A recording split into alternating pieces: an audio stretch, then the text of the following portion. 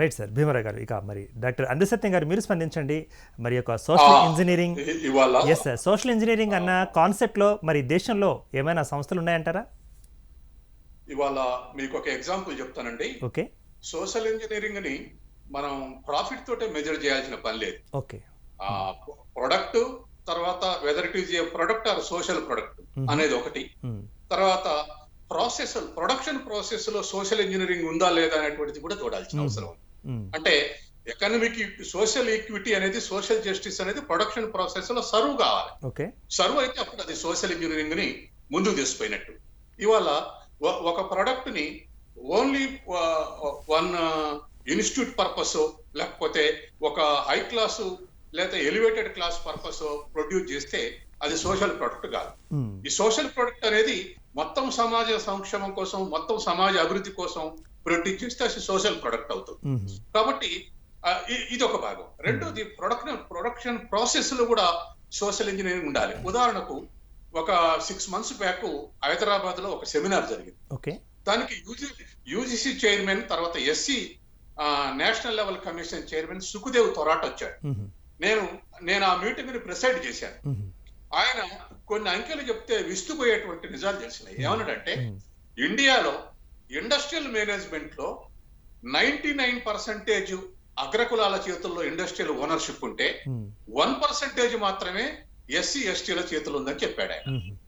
దేశంలో ఉన్నటువంటి SC ST బీసీలు సమ్ ఎక్స్టెంట్ 1% ఇండస్ట్రియల్ ఓనర్స్ ఉంటే మేనేజ్మెంట్ లో 99% డెవలప్డ్ క్యాస్ట్ ఉన్నాయని చెప్పాడు. క్యాస్ట్ పరంగా అనాలిసిస్ చేశాడు ఆయన. చేసిన తర్వాత ఆయన ఇంకోటి ఏం చెప్పాడంటే, ఏదైనా సోషల్ జస్టిస్ ఇంప్లిమెంట్ చేయాల్సి వచ్చినప్పుడల్లా గగ్గోలు పెడుతుంటారు, మెరిట్ అని గగ్గోలు పెడుతుంటారు. కానీ ఇవాళ ఏ క్యాస్ట్ ఓనర్ ఇండస్ట్రీ పెడితే ఆ క్యాస్ట్ వాళ్ళు ఆ ఇండస్ట్రీలో 70% మంది పనిచేస్తున్నారు. ఆయన దగ్గర లెక్క ఉంది.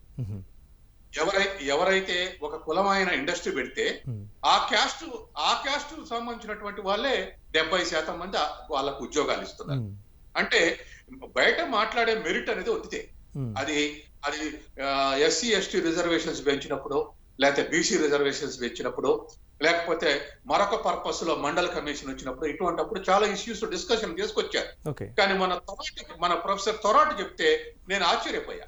అంటే ఓనర్షిప్ లో సోషల్ ఇంజనీరింగ్ లేదు, తర్వాత ప్రొడక్షన్ ప్రాసెస్ లో అంటే ఎంప్లాయ్మెంట్ లో కూడా సోషల్ ఇంజనీరింగ్ లేదు. కాబట్టి social engineering missed in production process and production also. కాబట్టి ఇవాళ ఇటువంటి పరిస్థితుల్లో సోషల్ ఇంజనీరింగ్ ఎప్పుడైతే మిస్ అవుతుందో ప్రొడక్షన్ ప్రాసెస్ లో, ఇది మోనోపాలిస్ వైపు, ఇది ఇన్ఈక్వాలిటీ వైపు, తర్వాత ఇది వన్ సైడెడ్ డెవలప్మెంట్ కి పోతుంది. అంటే సోషల్ అన్రెస్ట్ కు లీడ్ చేస్తుంది ఇది. కాబట్టి ఇవాళ సోషల్ అన్రెస్ట్ ఇప్పుడు ఎప్పటి నుంచో బిఫోర్ ఇండిపెండెన్స్ నుంచి కూడా అగ్రేరియన్ అన్రెస్ట్ ఉంది. అగ్రేరియన్ అన్రెస్ట్ అనేక చోట్ల భారతదేశ వ్యాప్తంగా భూమి కోసం ఉద్యమాలు జరిగాయి. తెలంగాణ సాయుధ పోరాటం, త్యాబగా, వర్లీ, ఇటువంటి అగ్రికల్చర్ స్ట్రగుల్స్ జరిగాయి. ఎందుకు జరిగాయి? For equity agriculture land.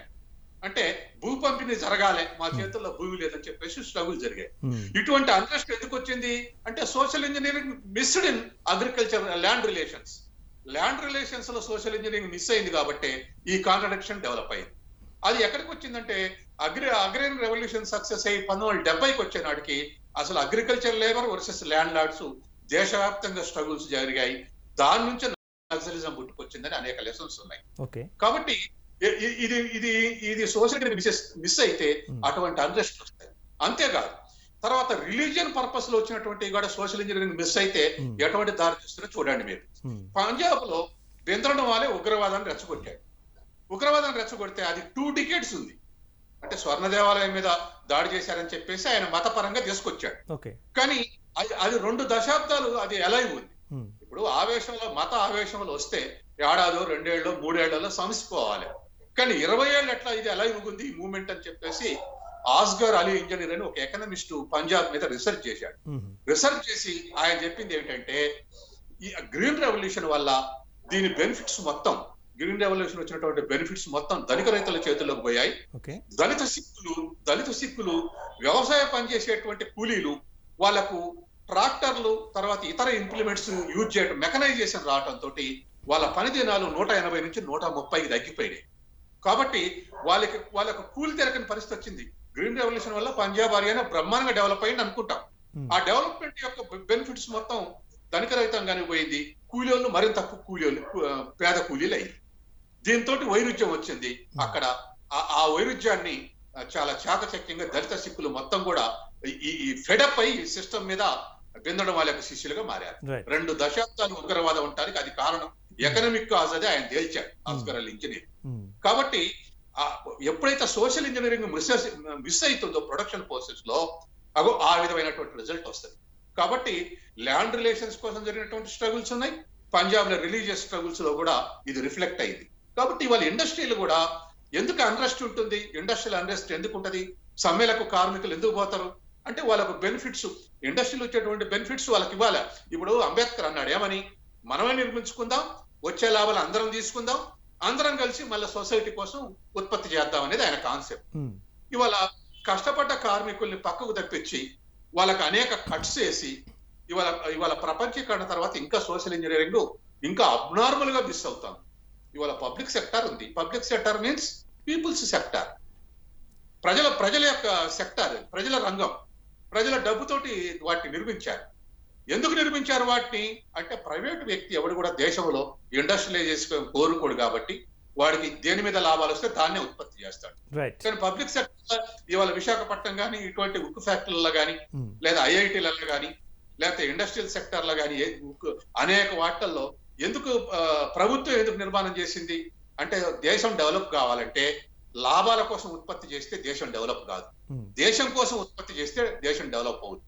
కాబట్టి పెద్ద నాగార్జున సాగర్ లాంటి పెద్ద డ్యామ్స్ కట్టడం, విశాఖపట్నం లాంటి అనేక ఉక్కు ఫ్యాక్టరీలు స్థాపించడం, రూర్కెలా, దుర్గాపూర్ అటువంటి వీటి నుంచి వచ్చినటువంటి ప్రొడ్యూస్ మొత్తం కూడా ఈ దేశంలో ఇండస్ట్రియలైజేషన్ కి ఉపయోగపడింది.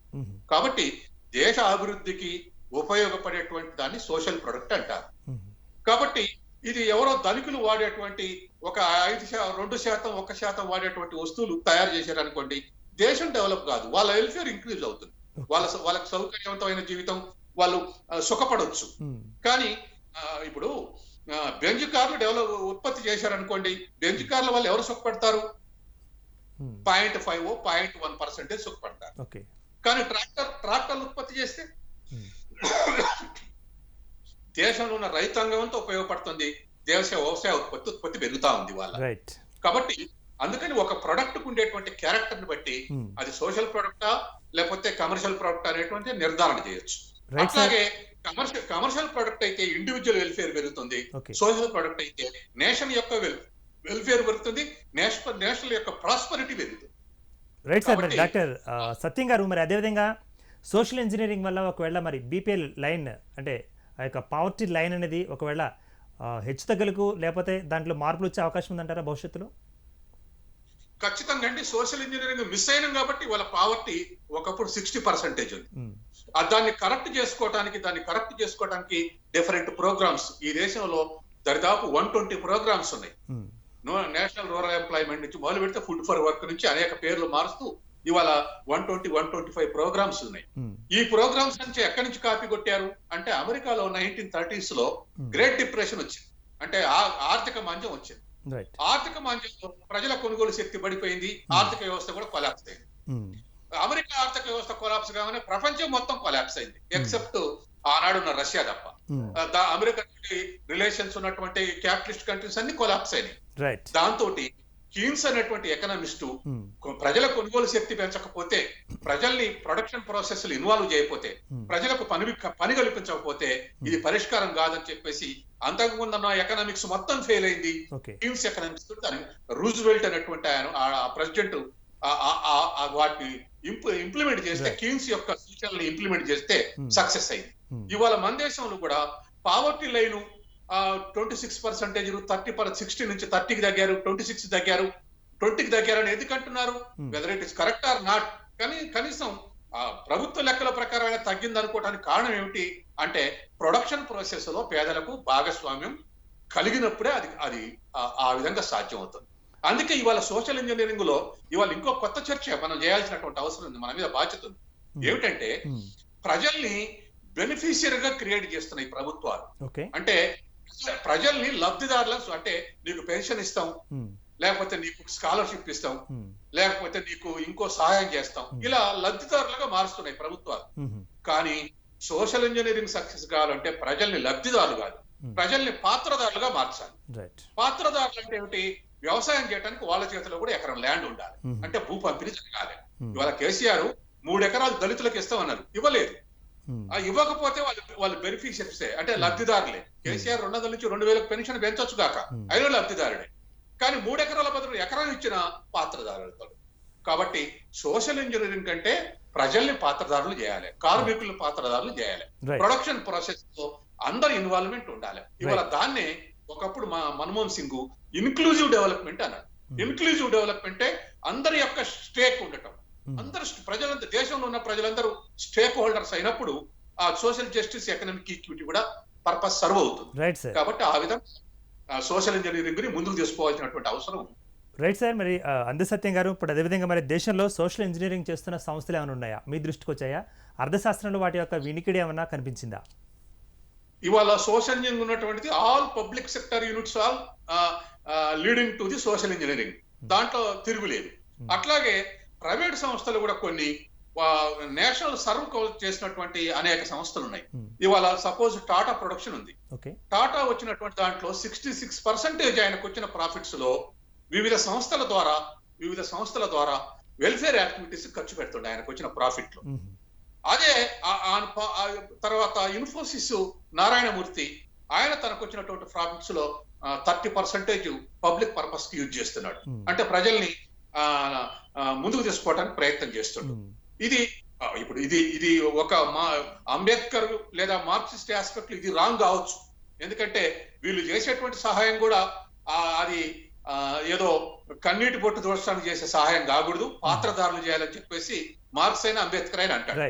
కాబట్టి ఇవాళ టాటా చేసినా లేదా నారాయణమూర్తి చేసినా ఇట్ ఈస్ ఓన్లీ పేరు సర్వీసింగ్. కాబట్టి సర్వీసింగ్ కాదు, ప్రొడక్షన్ రిలేషన్స్ లో మార్పు రావాలి. దానివల్ల ప్రొడక్షన్ అంటే ఉత్పాదక శక్తి పెరగాలి, ప్రొడక్షన్ ఫోర్స్ ఇంక్రీజ్ కావాలి. అప్పుడు మాత్రమే సోషల్ ఇంజనీరింగ్ సక్సెస్ అవుతుంది. Right sir. సత్యం గారు, ఒక నిమిషం లైన్లో ఉండండి. మరి భీమరావు గారు, మీరు స్పందించండి. మరి భావస్వరూప్యం ఉన్న ఏవైతే సంస్థలు ఉన్నాయో మరి సోషల్ ఇంజనీరింగ్ చేస్తున్నాయని చెప్పుకుంటున్నాయి. సో మరి కోవిడ్ కాలంలో కూడా కొన్ని సంస్థలు లాభాల బాటలో ఉన్నాయన్న విషయం కూడా మీరు కూడా వినే ఉంటారు. మరి లాభాల బాటలో ఉండటం అన్నది సోషల్ ఇంజనీరింగ్లో భాగంగా తీసుకోవచ్చు అంటారా? తీసుకోవడానికి వీల్లేదు. అంటే ఇప్పుడు సత్యం గారు చెప్పినట్టుగా కొన్ని కంపెనీలు వాళ్ళకు వచ్చినటువంటి ప్రాఫిట్స్లో నుంచి కొంత అమౌంట్ తీసేసి సర్వీస్ సెక్టర్కి వాడుతున్నారు. వాళ్ళు వేరే ఇదే అంటే సోషల్ ఇంజనీరింగ్ కాన్సెప్ట్ తోటే ఉన్నటువంటి సంస్థలకి వాళ్ళు డబ్బు ఇవ్వట్లేదు. వాళ్ళే ఒక సంస్థను నిర్మించి, వాళ్ళ ఆధీనంలోనే ఇంకొక సంస్థను నిర్మించి ఆ సంస్థ ద్వారానే ఆ డబ్బులు ఖర్చు పెడతా ఉన్నారు వాళ్ళకు వచ్చిన ప్రాఫిట్స్. అది సిఎస్ఆర్ నిధుల కిందికి, అది అంటే ఖచ్చితంగా వాళ్ళ లాభాలని ఇవ్వాల్సిన పరిస్థితి ఉంది కాబట్టి ఆ నిబంధన కోసమే వాళ్ళు చేస్తున్నారు తప్ప అది ఒక responsibility, company responsibility, social responsibility. ఆ కంపెనీ ప్రాఫిట్స్లో నుంచి వాళ్ళు చాలా రేర్ లిమిటెడ్ అమౌంట్ని చేస్తున్నారు. కానీ ఇక్కడ మనం అనేది ఏంటంటే ఆ కంపెనీ అంటే ప్రొడక్షన్లోనే భాగస్వామ్యం, అంటే ఆ కంపెనీ నిర్మాణంలోనే భాగస్వామ్యం ఎక్కువ మంది. అంటే ఇప్పుడు పబ్లిక్ సెక్టారు, ప్రైవేట్ సెక్టార్, అంటే ఇటువంటి కంపెనీస్ ప్రైవేట్ సెక్టార్కి వస్తాయి. ఇప్పుడు పబ్లిక్ సెక్టార్స్ అన్నప్పుడు అవి సోషల్ ఇంజనీరింగ్ని మనం ఫాలో అవుతున్నట్టుగా మనం అనుకోవచ్చు. అందులో భాగమే ఇప్పుడు ఇప్పుడు ఇది వైజాగ్ స్టీల్ ప్లాంట్ ఉంది, అది social engineering public sector. IDPL మూతపడింది, అది ఐడిపిఎల్ లాంటి సంస్థ ప్రజల కోసం ఉన్నది, అది ప్రభుత్వ సంస్థ. కానీ ఇప్పుడు ఏదైతే కోవిడ్ టైంలో వ్యాక్సిన్స్ కోసం తయారు చేస్తున్నవి కానీ చేయాలని అనుకునేటువంటివి కానీ అవన్నీ కూడా ప్రైవేట్ సంస్థలు. ఆ ప్రైవేట్ సంస్థలని ప్రభుత్వము స్వాధీనం చేసుకొని ఈ ప్రజలకు అందుబాటు ధరలోకి, తక్కువ ధరలోకి ఇచ్చే విధంగా చేసినప్పుడే వాటికి ఒక సార్థకత ఉంటుంది. లేకపోతే ఆ కంపెనీల డెవలప్మెంట్ కోసమే చేసినట్టు అవుతుంది. అంటే వాళ్ళు ఆ కోవిడ్ టైంలో ఏదైతే వ్యాక్సిన్ తీసుకొచ్చిర్రో, ఆ వ్యాక్సిన్ కోసం ప్రయత్నం చేస్తున్నారో, ఇవన్నీ కూడా లాభాపేక్షతో చేసేటివే. నిజంగా ఇంట్రెస్ట్ కనుక అంటే ఇటు ప్రభుత్వానికి ఉండాలి ఈ విషయంలో, వాళ్ళ మీద ఒత్తిడి తీసుకొచ్చి అంటే తక్కువ ధరకే ఇచ్చేటట్టుగా. ఇప్పుడు 2000, 3000, ఇవాళ 1000 రూపాయల కంటే పైన ఖర్చు పెట్టి కూడా కొనలేని పరిస్థితి వ్యాక్సిన్. ఎందుకంటే అది మస్తం చేశారు, అదొక భాగం అది. అందుకే అంబేద్కర్ గారు చెప్పినట్టు మన సంస్థల్ని మనమే నిర్మించుకోవాలని అనుకునేటప్పుడు ఒకవేళ మనమే సంస్థను నిర్మించుకుంటే ఆ సంస్థలను ఎవరు ఆదరించాలా? అటువంటి ఫీలింగ్ కూడా మనం క్రియేట్ చేయవలసినటువంటి అవసరం ఉన్నది. అంటే మన వాళ్ళు మీన్స్ ఈ బహుజనులు నిర్మించుకునేటువంటి సంస్థలలో భాగస్వాములు మనం అవ్వడమే కాదు, ఆ సంస్థల్ని ఆదరించవలసినటువంటి అవసరం కూడా చాలా ఉన్నది. ఉదాహరణకి ఒక స్వీట్ షాప్ పెట్టారు. స్వీట్ షాప్స్ మీరు మ్యాక్సిమం చూడండి ఎవరి కంట్రోల్లో ఉంటాయి ఇవాళ? జ్యువెలరీ షాప్స్ ఎవరి కంట్రోల్లో ఉంటాయి? లేదు, రేర్ ఈరోజు బాటా షోరూమ్ ఉంది. అసలు నిజంగా చర్మకారుల చేతుల్లో ఉన్నాయా? లేవు.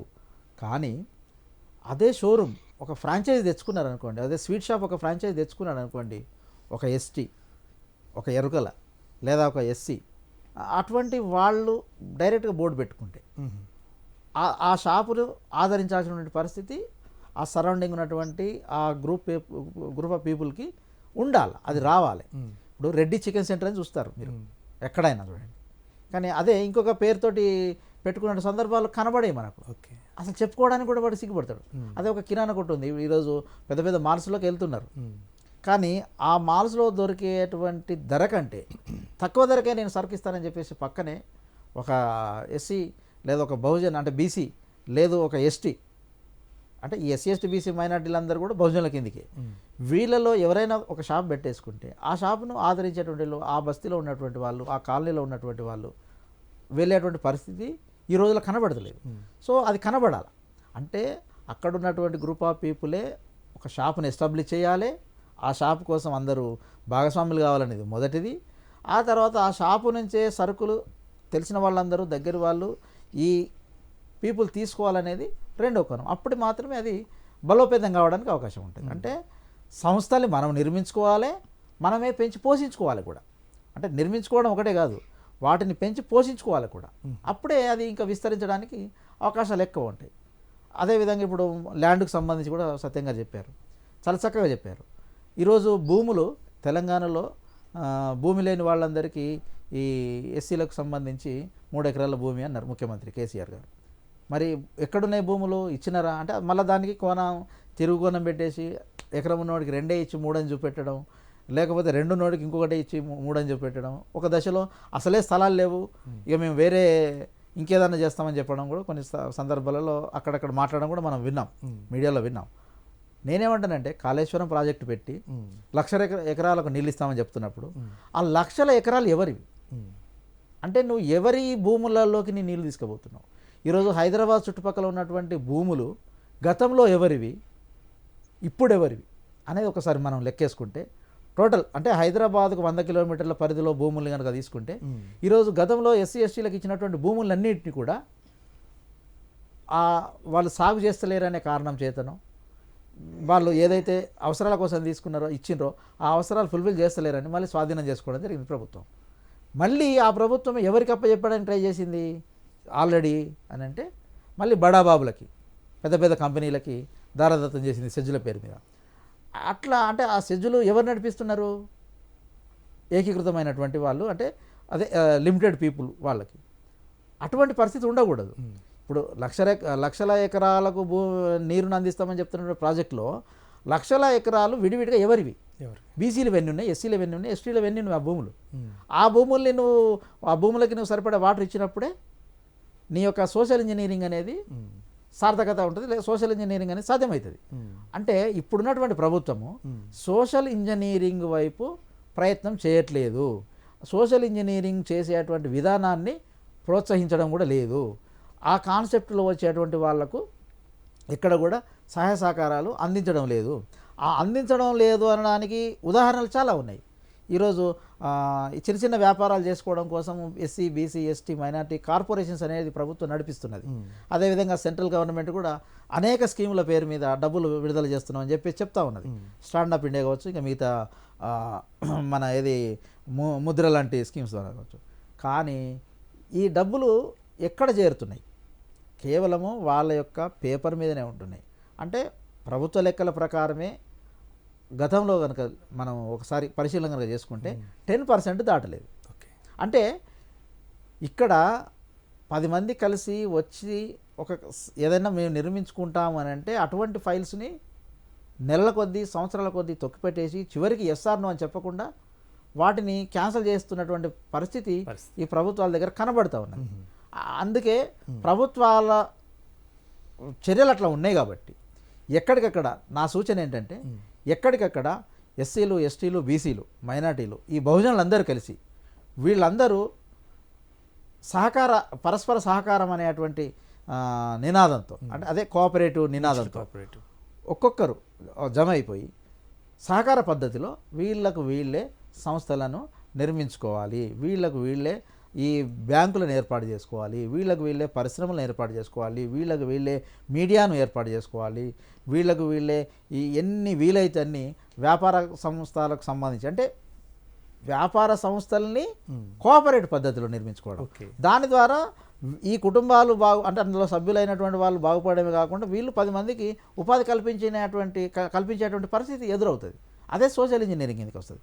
అప్పుడు అటువంటి వాటిని అంటే ప్రభుత్వం మీద ఏమాత్రం డిపెండ్ కాకుండా వీళ్లకు వీళ్ళే సహకరించుకునే విధంగా చేసేదే సోషల్ ఇంజనీరింగ్ కిందకి వస్తుందని చెప్పేసి నేను చెప్తున్నాను. ఆ దిశగా ప్రయత్నం చేయాలని చెప్పేసి కూడా ఈ మేధావులందరికీ, అదేవిధంగా ఈ చదువుకున్నటువంటి వాళ్ళందరికీ నేను పిలుపునిస్తున్నాను కూడా. రైట్ సార్ భీమరావు గారు. ఇక అందసత్యం గారు మీరు స్పందించండి. మరి దీనికి సంబంధించి సోషల్ ఇంజనీరింగ్ అనే కాన్సెప్ట్ని ఆధారంగా చేసుకొని ఎవరైతే ఏ సంస్థలు అయితే ముందుకు వస్తాయో మరి ఆ సంస్థలకు ఆదరణ తగ్గుతుందా పెరుగుతుందా, ఎలా ఉంది ఇప్పుడు? ఇవాళ 1991 అంటే ఎల్పిజి పాలసీ వచ్చిన తర్వాత, అంటే ప్రపంచీకరణ వచ్చిన తర్వాత రోజు రోజుకు సోషల్ ఇంజనీరింగ్ వీకెన్ అవుతుంది, బిజినెస్ స్ట్రాంగ్ అవుతుంది. కాబట్టి సోషల్ ఇంజనీరింగ్ ని for the welfare of the people, for the welfare of the nation, for the welfare of the production, వీటి కోసం సోషల్ ఇంజనీరింగ్ ని ఇంప్లిమెంట్ చేసుకుంటూ వచ్చారు. ఇవాళ వాటిని మెజర్ చేయటం కూడా బిజినెస్ లో మెజర్ చేస్తారు. అంటే బిజినెస్ దేంట్లో మెజర్ చేస్తారు? ఏదైతే ఎక్కువ ప్రాఫిట్ సంపాదించిందో, ఎక్కువ ప్రాఫిట్ సంపాదించిన సంస్థ ఎఫిషియెంట్ అని, తక్కువ ప్రాఫిట్ సంపాదించినట్టు ఇన్ఎఫిషియెంట్ సంస్థ అని చెప్పేసి కేటగిరీగా చేస్తున్నారు. ఎప్పుడైతే పబ్లిక్ పర్పస్ కు సర్వ్ అవుతుందో, ఎప్పుడైతే దేశ ప్రజల సంక్షేమం కోసం సర్వ్ అవుతుందో, అప్పుడు అది సోషల్ ఇంజనీరింగ్ ముందుకు తీసుకుపోతుంది, ప్రాఫిట్స్ తక్కువ పడతాయి. కాబట్టి ప్రాఫిట్స్ తక్కువనే కాబట్టి ఇన్ఎఫిషియెంట్ అని చెప్పేసి సోషల్ ఇంజనీరింగ్ కు లీడ్ చేస్తున్నటువంటి సంస్థలన్నింటి కూడా మూసేసి బిజినెస్ సంస్థలుగా మార్చేస్తున్నారు. కాబట్టి ఇవాళ మనం చేస్తున్నటువంటి topic very relevant topic. Business, social engineering ఉన్నటువంటి డిఫరెన్స్ ఉన్నటువంటి వాటిని దాన్ని రోజు రోజుకు సోషల్ ఇంజనీరింగ్ స్కిప్ అవుతాం. దానికి ఎగ్జాంపుల్ చెప్తాను. ప్రభుత్వం ఎట్ట పూనుకుంటుందో మీకు ఎగ్జాంపుల్ చెప్తా. ఒకటి, ఒకే ఇండస్ట్రియలిస్ట్ చేతుల్లో పరిశ్రమలన్నీ కేంద్రీకృతం కావద్దని చెప్పేసి లైసెన్సింగ్ చట్టాన్ని తీసుకొచ్చి టాటాకు ఒక 30 లైసెన్సులు ఇస్తే ఇక మళ్ళీ ఆయనకు 100 ఇవ్వద్దు, మరొకలకు ఇంకో 10, అంటే లైసెన్సింగ్ చట్టం తీసుకొస్తే ఒకే వ్యక్తి చేతుల్లో కేంద్రీకృతం కాకుండా వివిధ వ్యక్తుల చేతుల్లో మేనేజ్మెంట్ ఉండాలనేటువంటి పర్పస్ తోటి తీసుకొచ్చారు సో లైసెన్సింగ్ చట్టాన్ని. కానీ ఇప్పుడు దాన్ని ఎత్తేశారు కాబట్టి ఇవాళ కాన్సన్ట్రేషన్ ఆఫ్ వెల్త్ పెరుగుతుంది. ఇవాళ మీరు చూడండి, పోర్టులు కానీ లేకపోతే ఈ విమానాశ్రయాలు కానీ మొత్తం అదాని చేతుల్లోకి పోతున్నాయి. ఇవాళ లెక్కేస్తే 1 year తీసుకొని, అంటే ఈ కరోనా వచ్చిన 1 year తీసుకొని క్యాలిక్యులేట్ చేస్తే అదానికి 1,20,000 కోట్ల బెనిఫిట్ వచ్చింది. 1,20,000 కోట్లు, 1,20,000 కోట్లు బెనిఫిట్. అంటే ఇది ఏమైంది? సోషల్ ఇంజనీరింగ్ మిస్ అయింది, బిజినెస్ దాన్ని ఎలివేట్ చేసుకుంటూ పోతున్నారు. ఇప్పుడు పబ్లిక్ పోర్ట్స్ కానీ లేకపోతే విమానాశ్రయాలు కానీ ఇవన్నీ సోషల్ ఇంజనీరింగ్ ప్రిన్సిపల్ ప్రకారం కన్స్ట్రక్ట్ చేశారు. కానీ వీటిని డిస్మిస్ చేసి ఇవాళ బిజినెస్ వైపు తీసుకెళ్తున్నారు. కాబట్టి విశాఖ బుక్ కూడా అదే విధంగా అర్థంలోకి వస్తుంది. అంటే దీని అర్థం ఏంటంటే లైసెన్సింగ్ చట్టం తెచ్చి డీసెంట్రలైజ్ చేద్దామంటే అది సోషల్ ఇంజనీరింగ్ ప్రిన్సిపల్, కానీ దాన్ని డిస్మిస్ చేసి ఇవాళ బిజినెస్ వైపు మలిపారు. ఇది నెంబర్ 1, లైసెన్స్ చట్టం తీసుకొచ్చారు. అట్లాగే గతంలో ఎంఆర్పిపి యాక్ట్ అని ఉండేది, మోనోపోలీస్ రిస్ట్రిక్టెడ్ ట్రేడ్ యాక్ట్ అని. అంటే బిజినెస్ మొత్తం ఒకళ్ళ చేతుల్లోనే ఉండకుండా డీసెంట్రలైజ్ కావాలని ఆ చట్టం తీసుకొచ్చారు. అంటే వాళ్ళ ఆస్తులు పలానా 8,000 కోట్లు దాటితే దాని మీద రిస్ట్రిక్షన్స్ తీసుకురావాలని తీసుకొచ్చారు నెహ్రూ టైంలో. అది ఇవాళ ఎత్తేసారు, ఆ చట్టాన్ని ఎత్తేసారు. అంటే ఎవరు ఎన్ని కోట్లు ఎవరి చేతుల సంపద ఉన్నా దానికి అడ్డు చెప్పేటువంటి లేదు. ఆ చట్టం ఎంఆర్పిపి చట్టం ఎత్తేసారు. అందుకే ఇవాళ దేశంలో 1% ఆఫ్ పీపుల్ చేతుల్లో దరిదాపు 70% ఆస్తులు కేంద్రీకృతం అని చెప్తా ఉన్నాయి లెక్కలు, పేపర్లు రోజు ఇస్తున్నాయి. కాబట్టి అక్కడ అంటే ఎంఆర్టీపీ చట్టం కూడా ఎత్తేసి అక్కడ సోషల్ ఇంజనీరింగ్ ప్రిన్సిపల్ ని డిస్మిస్ చేశారు. రైట్. అంటే తర్వాత 1971 లో ల్యాండ్ సీలింగ్ యాక్ట్ తీసుకొచ్చారు. మెట్ట అయితే 56 ఎకరాల మించి ఉండటానికి లేదు, తరి అయితే 18 ఎకరాలు మించి ఉండటానికి లేదని చట్టం తీసుకొచ్చారు. రైట్. కానీ ఆ చట్టానికి తూట్లు పొడిచారు. ఇవాళ మీరు చూడండి, మన మిత్రుడు చెప్పినట్టుగా రంగారెడ్డి, హైదరాబాద్ చుట్టుపక్కల జిల్లాల్లో హెచ్ఎండిఏ ఉన్నటువంటి ఏరియాలలో, తర్వాత సరౌండింగ్ నిలలో దరిదాపు 1000 మంది భూస్వాములు బయటకు వెళ్తారు. వాళ్ళు ఐపీఎస్ కావచ్చు, ఐఏఎస్ కావచ్చు, ఎమ్మెల్యేలు కావచ్చు, రాజకీయ నాయకులు కావచ్చు, కాంట్రాక్టర్లు కావచ్చు. ప్రతి వాళ్ళకు 100 ఎకరాల భూమి ఉంది. వాళ్ళ ఈ చట్టం ఎడిపోయింది. ల్యాండ్ సీలింగ్ యాక్ట్ ఎడిపోయినట్టు అంటే ల్యాండ్ సీలింగ్ యాక్ట్ ని కూడా ఎత్తేసారు. కాబట్టి వాళ్ళ ల్యాండ్ డిస్ట్రిబ్యూషన్ అనేటువంటి నిదానం డిసపియర్ అయింది. ఇది కూడా సోషల్ ఇంజనీరింగ్ లో ఉన్నటువంటి ప్రిన్సిపల్ ని డిస్మిస్ చేసింది. తర్వాత మరొక అంశం ఏంటంటే ఇవాళ ఎంప్లాయ్మెంట్ ఉంది. అంటే ఇవాళ ప్రజలకు పాత్రదారులు చేయాలి, కార్మికుల్ని ఇండస్ట్రియల్ మేనేజ్మెంట్ లో పాత్రదారులు చేయాలని చెప్పేసి 80s లో పెద్ద చర్చ జరిగింది. 91 తర్వాత అసలు ఆ చర్చ లేదు. అసలు కార్మికులు కాదు, కార్మికులకు పర్మనెంట్ ఉద్యోగం ఉండడానికి వీల్లేదు. పర్మనెంట్ ఉద్యోగం అనేది ఉండొద్దు. కాబట్టి ఏవైనా కాంట్రాక్ట్ లేబర్ కాంట్రాక్టే, అంటే నీ పని ఎంత, నీ జీతం ఎంత, అంతవరకే. దానికి రైట్ లేదు. అంటే 80s లో కార్మికులకు మేనేజ్మెంట్ లో భాగస్వాములు చేయాలన్నటువంటి స్థితి నుంచి ఇవాళ అసలు ఉద్యోగం లేదు, ఉద్యోగం ఉంటే దానికి గ్యారంటీ ఉద్యోగం, పర్మనెంట్ ఉద్యోగం సిస్టమే ఎత్తేసే స్థితికి వచ్చింది. కాబట్టి అగైన్ సోషల్ ఇంజనీరింగ్ ప్రిన్సిపల్ ని డిస్మిస్ చేశారు. అంటే ఈ ఆస్పెక్ట్ లో సోషల్ ఇంజనీరింగ్ వీక్ అవుతా ఉంటే దేశం నష్టపడుతుంది, మెజారిటీ ప్రజలు నష్టపడతారు. తర్వాత వీటికి కావాల్సినటువంటి పునాది లేకుండా పోతుంది. దానికి ఒక ఎగ్జాంపుల్ చెప్తా. పునాది లేకపోతే ఎట్ట నష్టం జరుగుతుంది అనేది. ఇవాళ ఎక్స్పర్ట్స్ రికమెండేషన్స్ ఉన్నాయి. ఏమనంటే కొటారి జీడిపిలో 6% విద్యారంగానికి ఇవ్వమన్నాడు. తర్వాత హెల్త్ మీద ఉన్న ఎక్స్పర్ట్స్ జీడిపిలో 3% హెల్త్ కి పెట్టమన్నారు. అంటే ఎవ్రీ ఇయర్ 200 లక్షల కోట్లు జీడిపి ఉంటే 6% చదువు కంటే 12 లక్షల కోట్లు ఖర్చు పెట్టారు. But it never crossed 3.5. అట్లాగే వైద్య రంగానికి 3% ఖర్చు పెట్టాము.